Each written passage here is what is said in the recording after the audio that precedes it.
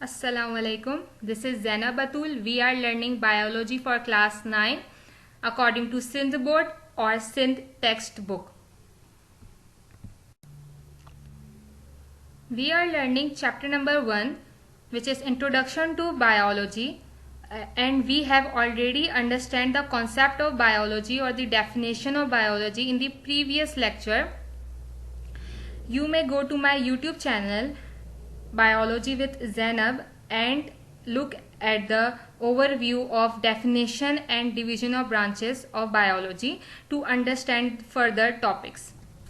Today our topic is relation of biology with other sciences. अब हम biology को दूसरी साइंसेस से रिलेट करके पढ़ेंगे, क्योंकि मैंने आपको पहले ही ये बात बता दी कि बायोलॉजी जो है वो डायनामिक ब्रांच है साइंस की।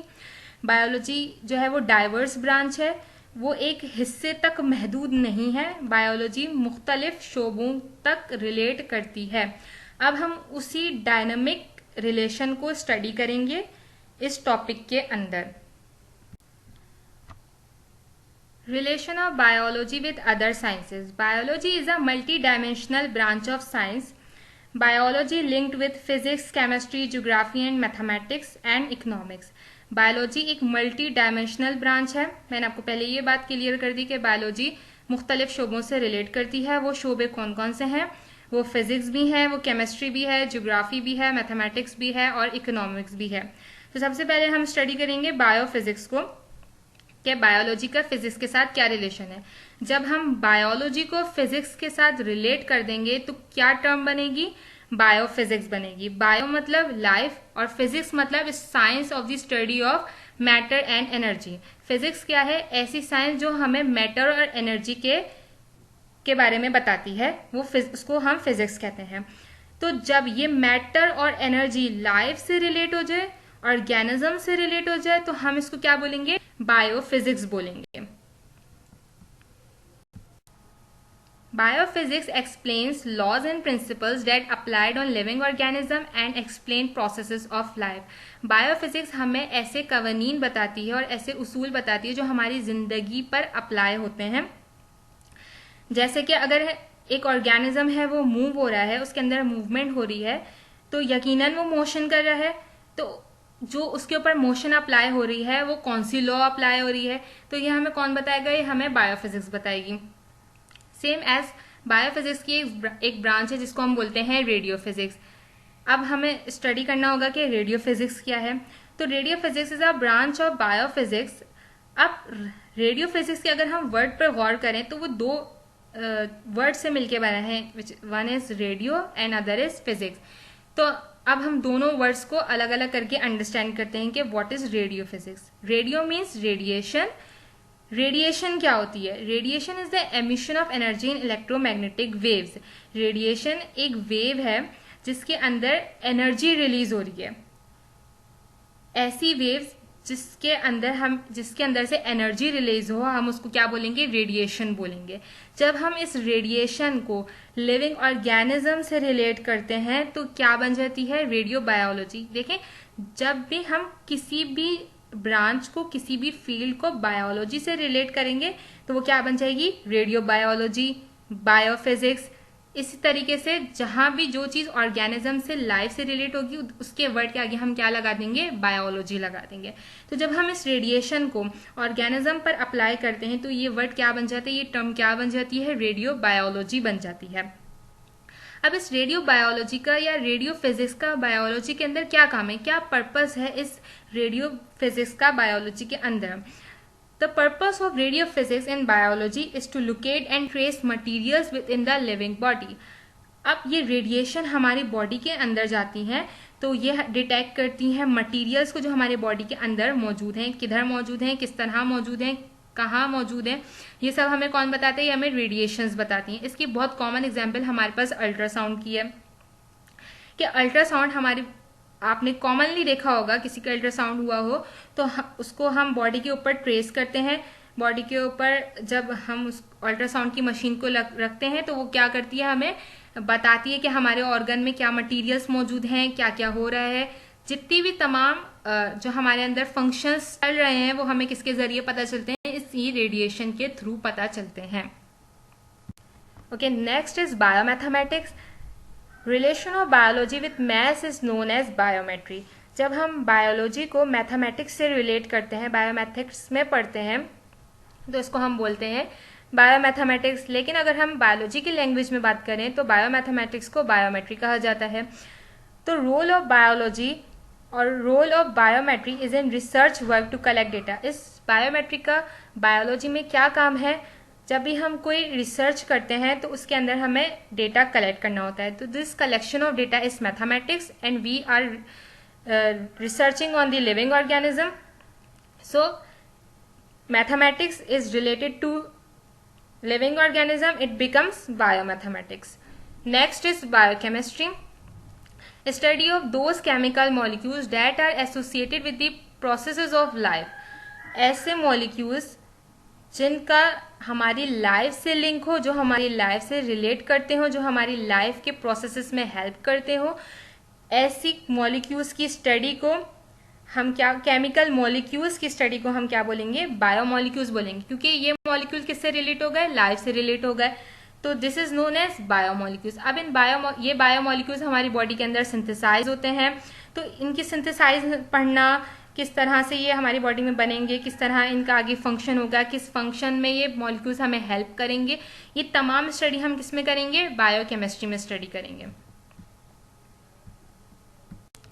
Next is biogeography. Let's focus on the word biogeography. Bio means life. And what is the meaning of geography? Geo means land. जब हम लाइफ को लैंड से एसोसिएट करके स्टडी करेंगे तो ये क्या बन जाएगी? बायोजियोग्राफी बन जाएगी. So what is the particular definition of biogeography? Study of life with land is known as biogeography. अब हम इसको इस तरह समझते हैं कि हमारी जो लैंड है उसके ऊपर डिफरेंट लिविंग ऑर्गेनिज्म रहते हैं, लेकिन सारे लिविंग ऑर्गेनिज्म एक ही जगह पर तो नहीं रहते. सब सारे लिविंग ऑर्गेनिज्म जो है वो ठंडी जगहों पर नहीं रहते, सारे लिविंग ऑर्गेनिज्म गर्म जगहों पर भी नहीं रहते. और कुछ ऐसे जानवर हैं जो मॉडरेट जगह पर रहते हैं, कुछ ऐसे जानवर हैं जो सिर्फ पानी में रहते हैं, और कुछ ऐसे जानवर हैं जो सिर्फ जमीन पर रहते हैं, और कुछ ऐसे जानवर हैं जो दरख्तों पर भी रहते हैं. तो ये जो डिस्ट्रीब्यूशन है, डिफरेंट रीजन्स में ऑर्गेनिज्म की डिस्ट्रीब्यूशन है, इस डिस्ट्रीब्यूशन के अकॉर्डिंगली जब हम लिविंग ऑर्गेनिज्म को स्टडी करेंगे तो इसको हम बोलेंगे biogeography. Next is bioeconomics. Bioeconomics related to those animals which are economically important. ऐसे एनिमल्स जो हमारी इकोनॉमी के लिए इम्पॉर्टेंट हो, उसको हम क्या बोलते हैं? बायो इकोनॉमिक्स बोलते हैं. For example, we are the largest consumer of chicken. हम पाकिस्तानी जो हैं वो चिकन बहुत ज़्यादा कंज्यूम करते हैं. तो चिकन हमारी जीडीपी को 90% हमारी जीडीपी जो इंक्रीज करती है वो चिकन इंक्रीज करती है. तो जो एनिमल्स हमारी इकोनॉमी के लिए इम्पोर्टेंट होंगे उनकी स्टडी को, उनकी कैलकुलेशन को हम किस में स्टडी करेंगे? बायो इकोनॉमिक्स में स्टडी करेंगे. अच्छा, यहाँ पे हमारा relation of biology with other sciences complete हो गया. अब इसी के साथ एक छोटा सा टॉपिक भी आपको दिया गया है जो कि इम्पॉर्टेंट है, उसको थोड़ा सा देख लेते हैं. ज़्यादा लंबा नहीं है, थोड़ा सा हम उसको स्टडी कर लेते हैं. तो सबसे पहले जब भी हम कोई फील्ड चूज करते हैं तो हमें एक बात जहन में आती है कि इसका आगे जाके स्कोप क्या है, इसका करियर क्या है. तो जब आपने बायोलॉजी ली होगी तो यकीनन आप सबके जहनों में ये बात आई होगी कि भाई इसका आगे स्कोप क्या है, इसका आगे करियर क्या है, क्या हमें बायोलॉजी से आगे कोई फ़ायदा होगा. तो let's study the careers of biology. हम बायोलॉजी से आगे क्या क्या करियर बना सकते हैं. तो सबसे पहले मेडिकल एंड सर्जरी. जब हमने बायोलॉजी लेती हैं या हम जब सबसे पहले जब बायोलॉजी लेते हैं तो हमारे जहन में सिर्फ डॉक्टर बनना ही आता है कि हमने बायोलॉजी ली है सिर्फ डॉक्टर बनने के लिए. लेकिन ऐसा हरगिज नहीं है. बायोलॉजी सिर्फ डॉक्टर बनने का नाम नहीं है. बायोलॉजी एक डाइवर्स फील्ड है, बायोलॉजी एक डायनामिक फील्ड है. उसके अंदर आप बहुत सारे करियर चूज कर सकते हैं, बहुत स्कोप है बायोलॉजी के अंदर. तो सबसे पहले यहाँ पे आपको बताया गया कि बायोलॉजी का जो सबसे पहला स्कोप है वो मेडिकल एंड सर्जरी ही आता है. तो मेडिकल एंड सर्जरी. सबसे पहले medicine, treatment and diagnosis of disease. आप ऐसी फील्ड में भी जा सकते हैं जहां आप डिजीजेस को डायग्नोस करें और फिर उनका ट्रीटमेंट भी बताएं. And the surgery which is the replacement of affected organs. ऐसे ऑर्गन जो हमारे खराब हो जाते हैं, जिनका कोई यूज नहीं रहता, उनको हम रिप्लेस कर देते हैं, तो this replacement is known as surgery. Next is agriculture, growing of different type of crops, vegetable, fruits etcetera. Biology जब हम पढ़ते हैं तो उसके अंदर एक फील्ड आती है एग्रीकल्चर की। तो ग्रोइंग, अब एग्रीकल्चर से क्या कर सकते हैं, डिफरेंट टाइप ऑफ क्रॉप्स जो है वो बना सकते हैं, वेजिटेबल्स को ग्रो करा सकते हैं। आपने देखा होगा कि एग्रीकल्चर के थ्रू हम स्टडी करते हैं कि हम किस तरह से आउट ऑफ सीजन्स भी वेजिटेबल्स और फ्रूट्स को ग्रो कराते हैं। Next is horticulture, development of new varieties of crops. अब एग्रीकल्चर की ही एक टाइप है हॉर्टिकल्चर। इसके अंदर हम क्या करते हैं, क्रॉप्स की नई वेराइटीज को, उनकी जेनेटिक और डीएनए को चेंज करके न्यू उसके अंदर टेक्निक्स डेवलप करके हम न्यू वेराइटीज बनाते हैं क्रॉप की। तो this career is known as horticulture. Next, forestry, preservation and taking care of animals. As we know that कि हमारे जो एनिमल्स हैं वो कहाँ रहते हैं, ज्यादातर फॉरेस्ट में रहते हैं। तो अब आपको पता है कि डिफॉरेस्टेशन कितनी ज्यादा हो गई है, तो हमारे जो जानवर हैं वो महफूज नहीं है। तो ऐसी जानवर जो हमारे महफूज नहीं है, उनकी टेकिंग केयर करने के लिए, उनकी प्रिजर्वेशन करने के लिए, उनका ख्याल रखने के लिए जो एक सेपरेट करियर इंट्रोड्यूस कराया गया, उस करियर को हम क्या बोलते हैं, फॉरेस्ट्री बोलते हैं। Next, farming, development of different kind of farm such as cattle, poultry and fishery farms, introducing new techniques to develop farming. अब मैंने आपको पहले ही बताया कि हमारी एक फील्ड है बायो इकोनॉमिक्स। तो बायो इकोनॉमिक्स किस तरह उसको हम डेवलप कर सकते हैं, किस तरह हम बायो इकोनॉमिक्स को फर्दर डेवलप कर सकते हैं जिससे हमारी इकोनॉमी को मजीद फायदा हो। अब फायदा किस तरह होगा, जब ज्यादा हम उसकी प्रोड्यूस करेंगे, जितना ज्यादा हम प्रोड्यूस करेंगे उतनी ज्यादा हमारी इकोनॉमिक्स इंट्रोड्यूस होगी, जितनी ज्यादा हमारी इकोनॉमिक डेवलपमेंट होगी।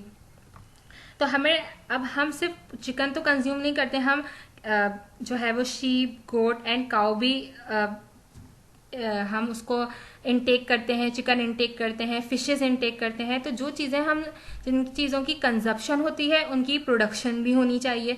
तो उनको हम कहाँ प्रोड्यूस कराएंगे, उनके लिए पर्टिकुलर फार्म्स होते हैं। तो इन फार्मिंग की डेवलपमेंट को और फार्म्स में नई टेक्निक्स को डेवलप करने के लिए एक सेपरेट हमने करियर इंट्रोड्यूस कराया है, उस करियर को हम क्या बोलते हैं, फार्मिंग बोलते हैं।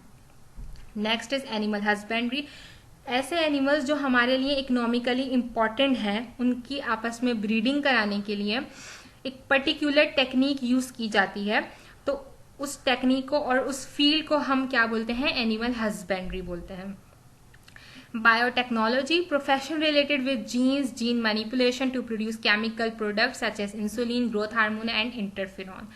बायोटेक्नोलॉजी एक बहुत इंपॉर्टेंट ब्रांच है बायोलॉजी की, जिसके अंदर हम जीन्स के साथ बहुत ज़्यादा रिलेट करते हैं, जीन्स को मैनिपुलेट करते हैं ताकि हम उससे एक केमिकल प्रोडक्ट्स बना सकें जो हमारे डिजीजेस को रिकवर करने में हेल्प करे। तो this technology is related with biology. तो ये एक सेपरेट करियर है बायोटेक्नोलॉजी को, बाहर इसका बहुत ज़्यादा स्कोप है। हमारे यहाँ यूनिवर्सिटीज़ में बायोटेक्नोलॉजी बहुत अच्छे तरीके से पढ़ाई जाती है। So this is all for today. I hope you all understand what I have delivered in this lecture. मिलते हैं नेक्स्ट लेक्चर में। अंटिल देन अपना ख्याल रखें। अल्लाह हाफिज़।